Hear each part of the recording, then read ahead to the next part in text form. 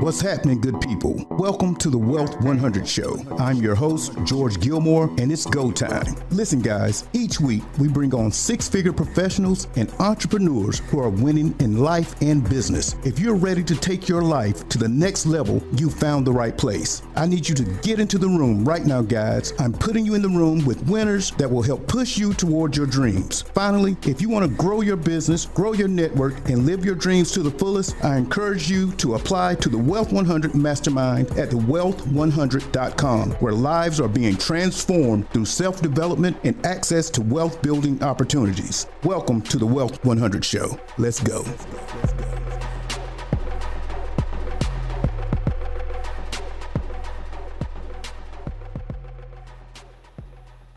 What's going on, guys? Welcome to the Wealth 100 podcast. I am your host, George Gilmore. Listen, guys, we got another one in the building. We have Miss Alexis Galloway from Augusta, Georgia. She's killing it in the niche. I would say niche or niche business. I want you guys to meet my guest today, Miss Alexis Galloway. What's going on, Miss Alexis? Hey, how are you? I'm doing fine, young lady. How are you doing today? I'm doing great. Look at her. I'm doing great. She's so modest. I'm doing great. You know I'm going to harass you the whole time on this show today. Listen, we've been talking for a minute. Listen, guys, I met Alexis probably about almost 5 years ago. It's been a minute. But anyway, at a business conference, and we've been friends since that time. She encourages me from time to time, and I encourage her also. But listen, guys, Alexis is a young lady that I met. I think you were still working at the time that I met you. I believe so. Is that correct, Alexis? Correct. Okay. I was still working, and we actually met. I think it was in Jamaica. Was it met not? In Jamaica? I spoke to you. I remember speaking to you in Philadelphia, and then in Jamaica. You don't remember that? Do you remember that? We were in Philadelphia. I don't know what that event was, where they had the boxing ring at the Eric Thomas event. Yes. You were hosting at that event. You were hosting that event. You don't remember? That was the first time MOG had really come around. Most of the guys that were in that mastermind. But then in Jamaica is when I talked to you. In Jamaica is when we talk. Listen, I want you to talk to the folks today. Tell the people a little bit about yourself. Well, I mean, we can start with the basics. I'm Alexis. Don't go hard, though. Don't go deep, because I got to back up. Just give them a little bit. I'm Alexis. I'm owner of So Sweet Academy. Previously, I was a physical therapist assistant until I went full-time in my own business. And I have a 15-year-old daughter that is doing great in school, so that is always a plus in my world. And I just enjoy everything travel and everything embroidery. Oh, yes, you do. You enjoy traveling, because I see your Instagram posts and your Facebook posts. Anyway, listen, guys, Alexis is the founder of So Sweet Academy and So Sweet Sundays. It is a specialized business. We're going to get into that in a minute, but I want to back up all the way to the beginning, Alexis. That's what I normally do. I'm going to back up to the beginning if I quit wiping my eyebrows off. But anyway, take the people back to, where are you from, Alexis? Where did Alexis begin? So that's a loaded question. I am a military brat. So my dad was stationed in Germany, and that was where I was born. We stayed there for a couple of years, and then we moved to Georgia. So Augusta, Georgia here. That's not where the story ended, because we then moved to Florida, but then came back here when I went to high school, and I decided to make Augusta my home. Haven't left since. And I don't plan on going anywhere else right now. You don't plan on? I always wondered about that. I'm like, why'd you stay in Augusta when everybody else runs to Atlanta? I like to stay here, go, and then come home. This is just enough busyness for me. Listen, so what type of child were you growing up? I thought you were rambunctious. You said you weren't, so I don't believe it. What type of child were you? I was talkative but quiet. So I was more like shy until I got comfortable, which is kind of the same way I am as an adult. Mm-hmm. I'm the baby of my family, so I get my way. I hear you. And I have a way of doing that. But, I like to think of myself as being a sweet child and just not causing too many problems. Okay. And so you ended up in Augusta in your high school year. Where'd you go to high school? I think you told me. Was it Glen Hills you told me? Is that the name of the school? That the name of the school? I know a little bit about the area. My wife was born and raised in Augusta, so she's an Augusta girl. So I know a little bit about it. So you went to Glen Hills, and then where'd you go to college at? So I started off at Payne College and finished up. Yeah. Okay. Started off at Payne College and finished up at Greenville Tech. I did not know that. My father-in-law was the treasurer for the Alumni Association for Payne for probably until last 2 or 3 years, and he's 93 years old. Really? Yep, that is correct. Small world. They are heavily involved with Payne College. And one of my sister-in-laws graduated from Payne. And they tried to get my wife to go to Payne, but she ended up going to Clark, and then I ended up meeting her and took her off to North Carolina, but that's a whole nother story. But anyway, whole nother story. As a kid, Alexis, were you entrepreneurial at all? Not at all. Really? Not at all. I just make so many assumptions. Not at all. Like, I was crafty. I was definitely, so funny story. My sister, who's about 3 years older than me, she was the straight A student, always did her work, perfect handwriting, everything. I was the one that they were just happy to get out of school. I was the one that made all C's. I slid by. Like, if I didn't have to do it, I did not do it. You were not going to make me do anything I didn't want to do. Wow. And it wasn't until after, like, I didn't become entrepreneurial minded until entrepreneurship was in my lap. Really? I definitely followed the path of going to college, graduating, getting what I thought was my career job, in which I still do love it, getting my career job. And I was going to be content doing that for the rest of my life. I joke around with people all the time, and I say, I just have a heart. Well, okay, let me say it the way I usually say it. I love old people. That was always my introduction. When someone said, tell me something interesting about you, cool. I would stand up and say, my name is Alexis and I love old people. That was because I worked in the geriatric population of physical therapy. Okay, pretty cool. So tell me this then. How did you stumble into entrepreneurship? We're going to talk about your business. I want to talk about So Sweet Academy, and where did this all come from? How did we get here? So my mom taught me how to sew. Probably as young as 2 years old, sitting on her lap. And I just took off from there. I would make some of my clothes for school. And by the time ninth grade, high school came up, it wasn't as cool as it is now to make your own clothes. So I stopped. And then fast forward to probably when my daughter was 2, one of my coworkers came in with a project that she had made on her new machine. And I looked at it and I was like, I bet I can do that. So I went home, told my mom about it. She will buy anything I want when it comes down to crafting, creating, and sewing. So she wound up buying an embroidery machine for me, her, and my sister to all share. But I'm the one that took off with it. I was interested. I watched YouTube videos, and it stuck. So I would meet people that would say, hey, you could really make a career out of this. And I'm like, I don't see how. I don't understand how I'm going to replace my income with something as, simple as this. And after I met a couple people and I figured that I could teach it rather than always making the items, I was like, you know what, I might be onto something here. So I love it. Listen, tell me about So Sweet Academy. Tell me what So Sweet Academy is and does. So Sweet Academy is what I describe as a safe stitch space. So what that means is my members, they can come in, they can ask all the questions they want as many times as they want to get answers. Because one day I was online when I was first learning, and I would see how a lot of people in these groups would just really be catty towards each other. Like, oh my gosh, didn't you see this question answered already? Or scroll back up and read. And it got annoying because a lot of times people will ask a question one way and get one answer, and then ask it another day and someone else will answer it and you can get another answer. You could get, an answer that resonates better with you. So I, that day, decided that if I ever were to teach or have a group or anything, I would not stop people from asking questions if it helped them to actually learn their craft better. So we meet virtually. Online. So the actual coaching group, we meet virtually every Tuesday at 8 p.m. Eastern. And I go over either a masterclass once a month, or we do a Q&A, a hot seat, anything of that nature. And they are able to learn how to embroider, use their machines, and create extra income for themselves by launching their own embroidery business. So how long have you had So Sweet Academy at this particular point? We're coming up on 4 years. Really? Okay. That's right. That's right. Because you weren't doing it when I first met you. That's correct. So how big is your community at this point? The coaching group, we have just under 100 in there. But congratulations. I know, I'm trying to break that 100 mark. It's like we're like right there on the edge. But my other coaching groups, my free group, all that stuff, there's about 5,000 in there. Really? And yeah, I don't know. It's just growing, and I'm here for it.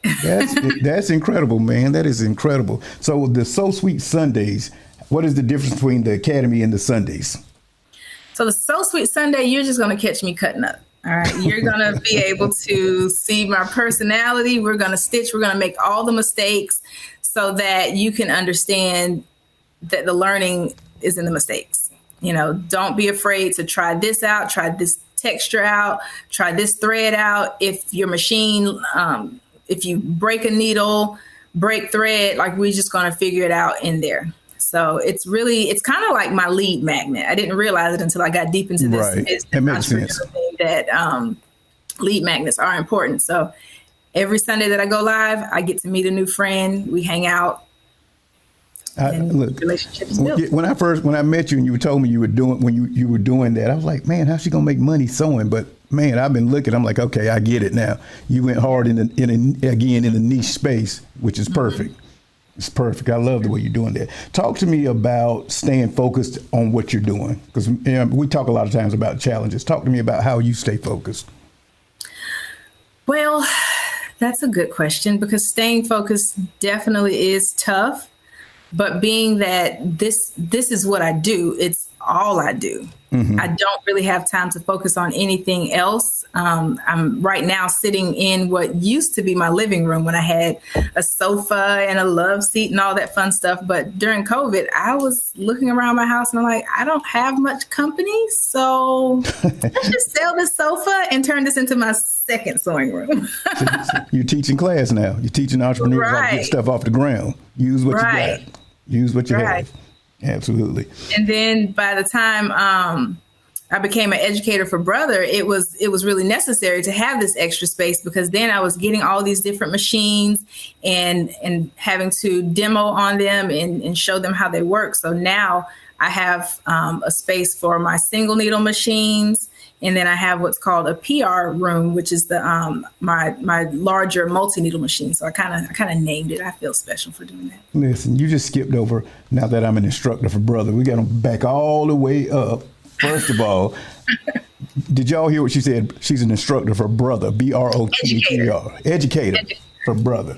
Back on up. Tell us how you fell into being an educator for Brother, because that's a whole nother level right there. Back that up and talk to me about that and what's going on with Brother. That was actually a blessing. And I mean, I can't take any credit for that. I was at a vendor event, because I go to the events, I go live for my community. That's pretty much how I got myself out there. Going live, showing my personality, talking to people, the ones that can't come to the event. I'm like, hey, you guys, I got my camera going around. This is what it looks like out here. Let's talk to this. Let's do that. So I walked up to a booth and I saw an educator, or I saw someone with a Brother name tag. All of my machines are Brother. I've never used any other machine for embroidery. And I just asked her, how do I go to an event by Brother and just learn more about the machines? Like, I want to know everything there is to know about these machines. And she told me that they only do what's called dealer facing events, meaning they only do events for the dealers that sell the machine. But she let me know that they were looking for new educators. So it was perfect. She was able to see my personality, how well I was interacting with my community. So like I said, when you're operating in your zone of genius, people notice it. And then it takes you to the next level. So fast forward, did a whole interview, and then they brought me on as an educator last year. I love that. I want my audience to understand this. She's in her space of genius. She's at this event. She asks a question to somebody that's doing something that she wants to do, and the next thing you know, she's a part of the team now. That's a masterclass in itself on teaching entrepreneurs how to stay consistent, do what you do, stay in your space, stay in your lane, and the opportunities will fall into your lap. Obviously, this fell into your lap just by showing up and doing what you do and doing it at the level that you do it in. Correct? Right. Yeah, I love that. Talk to me a little bit about what a typical day looks like for you in So Sweet Academy. What does your typical day look like, Alexis? So my typical day, I would love to say I start off with a workout, but I don't. I already know what you go ahead. I was. Let's be honest. For a while there, I was able to get up and work out. But anyway, let's not throw myself under the bus there. But it starts off with me just being able to see my daughter off to school during the regular school year, which is very important. In the past, when I was working full time, it was always a madhouse racing to get her ready, get her out, take her to school. So now it's more of, me being able to see her off to school. And then I get started with my cup of coffee, check the emails. I try to write my list out the night before so that I know what to expect the day. I know what the day is going to have for me. And then if I need to change around some things, it's easier to do that. I try to keep a calendar because I do my own sales calls still. And sometimes I have to create samples. Sometimes I have coaching clients. And then the beauty of it is I'm able to schedule like my errands in it and get out of the house and not just be stuck in this one place. So it's not just the work all day. It's kind of like that work-life balance that everybody is striving for. Gotcha. Listen, I met you basically in a self-development community. Talk to me about the importance of self-development and what the things that you do for your own personal development. So it is very important because when I look back to the person I was before I even was introduced to self-development, it was a very unpolished, immature. I was fun, but I just did not have that self-respect, and meaning I did not know how I was going to govern myself to get to where I needed to be in life. Mm-hmm. So that's why I think it's very important just to understand how I'm going to present myself to the world. Even if we think of something as simple as like social media, I cringe sometimes when I see some of the posts that come up. You know how Facebook likes to remind you of the person you used to be. Oh, no, not the old one. Not the old post. When you used to put out, I'm not a big person of putting my business out, but when you would comment on political things or just random things going on, right? Looking back at how that kind of a person I was, to whereas now I understand that my personal Facebook page is still an extension of my business. Mm-hmm. Mm-hmm. Gotcha. Because Absolutely. A couple of weeks ago, when somebody was booking me for an event, I found that they went to my personal page first. And if I had all kinds of random stuff on there, mm-hmm. it would have blown the whole thing, no matter how well put together and polished my business page is. So self-development and self-awareness mm-hmm. is very important. So how do you deal with, I assume you had some limiting beliefs when you first started moving into the business space. How did you deal with that?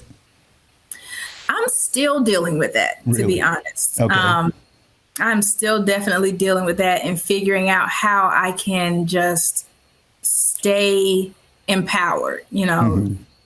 Not when I have those days where I just don't really feel like I belong in the space that I'm in, because, I live with me every day. So sometimes mm-hmm. it's like, oh, why am I here? Why do people really like to follow me? All my jokes aren't always funny. So why do people laugh? Mm-hmm. So I just have to remind myself that I'm here for a reason. That my business name was God-given, and that I have a purpose and I'm going somewhere. My favorite Bible verse is Jeremiah 29:11. I have it on all of my business cards and everything that mm-hmm. Is customer facing. And I tell people that all the time. I don't limit my personality when I'm interacting with people because I want them to know who I am. Some people are like, oh, you shouldn't drink, or you shouldn't this, you shouldn't that. I do. I put it on my Facebook page because I never want to be out somewhere and someone sees me sitting down having a glass of wine. They're like, oh my gosh, Alexis drinking. So I'm human. Yes. I have fun. Look, sometimes I ramble. I hope I didn't ramble on that answer. No, you're not rambling. You're not rambling. You're just talking. Listen, since the Wealth 100 podcast is built around my mastermind, which is called the Wealth 100 Mastermind. Talk to me about the importance of masterminds, because I know that you have participated in masterminds before. Talk to me about those experiences and how they helped you. The biggest takeaway that I get from all masterminds that I've been a part of is just being able to be around like-minded individuals. People that are either steps ahead of you or a little under you, to whereas you can either teach someone or you can learn from somebody. That's where it's most important. I never want to be in a space where everybody is the exact same, because then nobody's going to grow. Mm-hmm. I love talking business, whether it's business for the embroidery or just business in general, finances and things like that. That's my weak spot. So anytime someone gives me any advice on it, I'm locked in and I'm listening. Like, okay, what should I be doing? When is that going to become relevant in my business? And I could talk business with people all day, whether it's my industry or not, because there's always something to learn. That is so true, because I remember talking to you I think it was last August, we were sitting down at that event talking, and we were talking business, and we were just going and going and going, because, just talking about business and entrepreneurship in general, I could tell you really had a love for it. Mm-hmm. What I want you to do for me, Alexis, is to describe Alexis Galloway in one word. Oh my gosh, one word? One word. Your number one word. How about that? Oh, one word. Like 6 words came to mind. I'm sure. That's why I told you one. I guess I would say courageous. I love it. I want you, as a young lady, to talk to young women, because oftentimes I see young women and they're scared to jump. I want you to talk to them just a little bit from your heart about taking the action, the leap forward, moving forward with whatever dream that God has given them. Talk, if you can you do that for me? So I think the best way to do this is kind of related to a story not a story, an actual life event that I had, mm-hmm. that I experienced. So a while back, when I was before COVID, and I was going to church on a regular a lot, and I started just tithing, like not just putting $20 here, $30, like really tithing on my income. And I was still working full time, so income was what it was. I didn't know that if I needed more money, I could just go out there and create it for myself. But ends were barely meeting because I wasn't responsible with my money. And I decided to tithe. And I just was like, you're supposed to be a cheerful giver. So I said, I'm going to do this. I'm going to tithe. And that month I looked at my income, and they were not going to meet. Ends were not even going to wave at each other that month. It was just not going to happen. So it was time for me to pay my power bill, and I tithed first. Probably a week or so later, I got a check in the mail for that exact amount that I tithed and the exact amount that I needed to pay the rest of my bills. Mm-hmm. And I just started crying. And my daughter was like, Mom, what's wrong? I kind of gave her, in her age range, I gave her an overview of what was going on. And I just looked at her and I said, I can't afford not to tithe, because people ask me, why do you tithe? Can't afford it. And I finally realized, I can't afford not to. So bringing that into business, like I cannot afford not to do this. I can't afford not to stay on the path that God has put me on, because staying where I am would be obviously being stagnant and not reaching the goals and reaching my own potential that God has for me. So a lot of ladies that sit there and they're afraid to go out and, how will I look doing this, or who will see it and what will they think of me? You can't let that affect your movement. You have to just go. You have to just get out there. And once you start moving, everything is going to line up. That's just how it works in my life. And it's not just, I'm not special enough to where it only works in my life. It will work for everyone else. So, I love it. Just start. Look, I thank you for that word right there. Thank you, Reverend Galloway. I thank you. Seriously, man. Thank you for so much for that.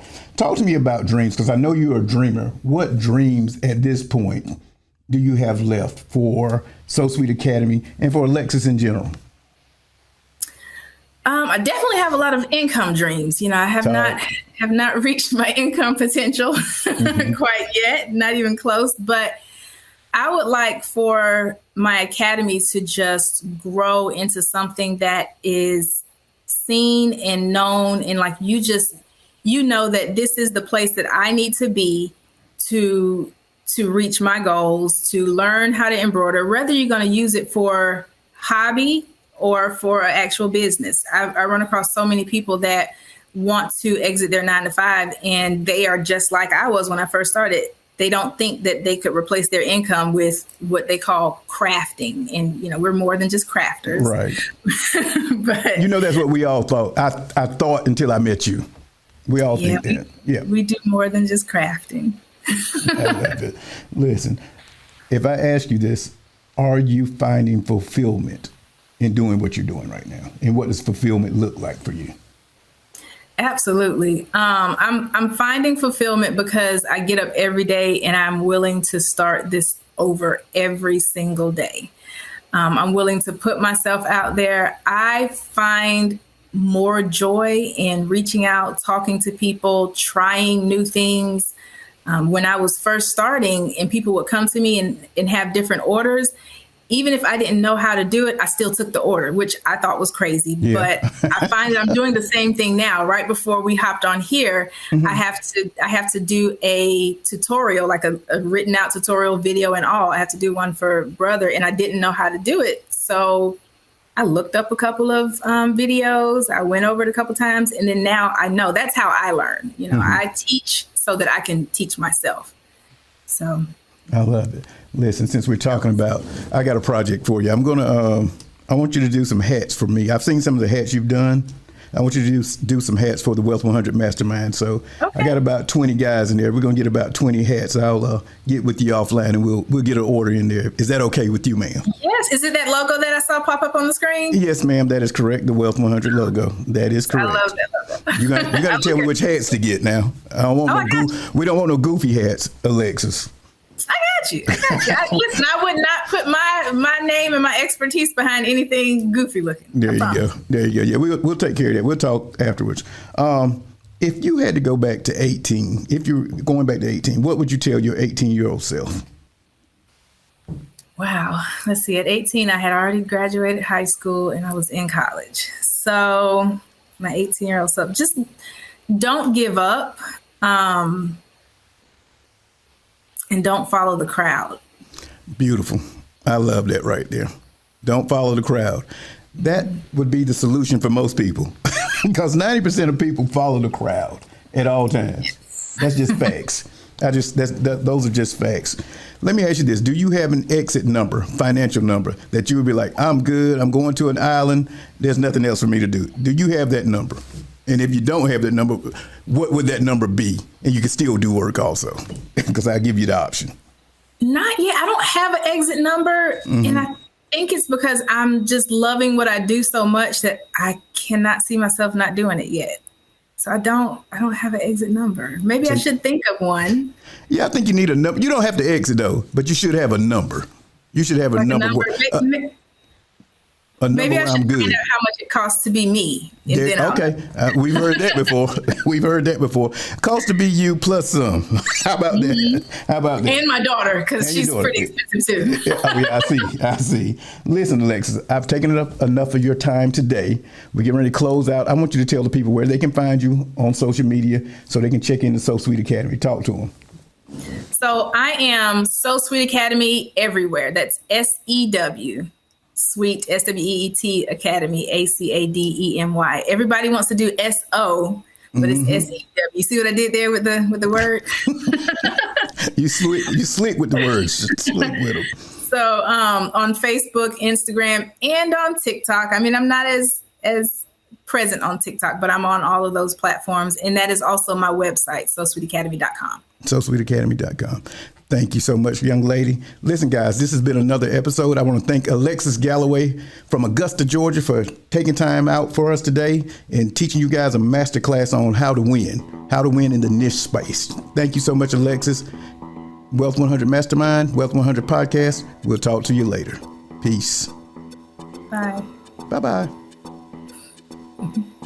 Thank you for tuning in to the Wealth 100 Show. Today's show has been sponsored by the Wealth 100 Mastermind. If you're ready to join a tribe of winners, if you want to be a part of the best mastermind on the planet, go to thewealth100.com right now and apply. I need you to get into the room right now, guys. Let's go. Thewealth100.com.